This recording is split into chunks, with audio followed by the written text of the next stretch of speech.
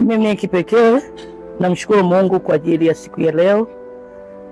Hii ya leo kwa kweli ilikuwa ni surprise kwangu. Mpaka nimemwambia mbona mambo haya yananikwepa kila siku.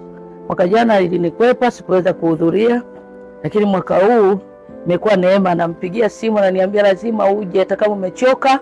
Nimeingia asubuhi saa 12 kasoro kutoka Mbeya. Lakini amenisii pumzika, zima simu kabisa, usipigiwe na mtu yeyote wa kukusumbua kukuchosha, wewe lala, lakini ufike jioni. Mimi ni mwenyekiti wake wa kwaya ya au mratibu wa kwaya ya Bethel ambayo anaimba. Kipekee ninamshukuru Mungu kwa ajili ya Lecho kwamba kwa ajili ya kuingia kwenye kundi hili la Bethel. Amekuwa baraka sana tangu ameingia, na hata yeye pia namwambia mara nyingi, namwambia wakati mwingine wewe umekuwa role model pamoja na yote. Tukatae tuende turudi, lakini bado amekuwa role model. Nimwambia kupitia wewe kuna vitu vingi Mungu atafanya kwa ajili ya kwaya hii. Hata kama kwa hiyo ananisaidia yote nilikuwa namwambia. Kwa hiyo mimi namshukuru Mungu kwa ajili yake. Tumefanya kwa muda mfupi, tumefanya mambo mengi pamoja naye. Na nafikiri tunakokwenda tutafanya mengi makubwa zaidi. Kikubwa tu namuombea Mungu aendelee kumpa maisha marefu yenye baraka.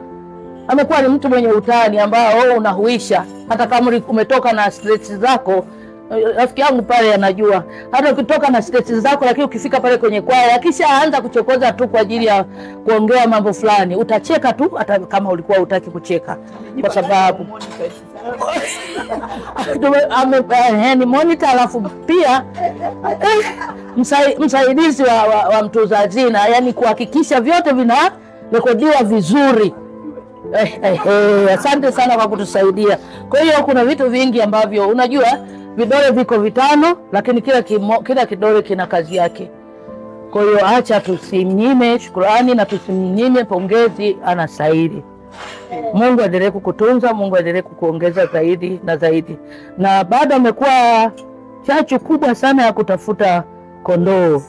Yaani mpaka alifika mahali nikasema huyu sasa mbona mwenzie ananipeleka mahali ambako kuna kuwa kugumu wakati mwingine kuingia, lakini anasema mwenyekiti nakwambia, mpaka kwenye simu yangu kuna barua ambayo nimelazimishwa niipeleke mahali ili mradi tu hiyo barua ikonvince watu kuingia kwenye kundi hili la Bethel.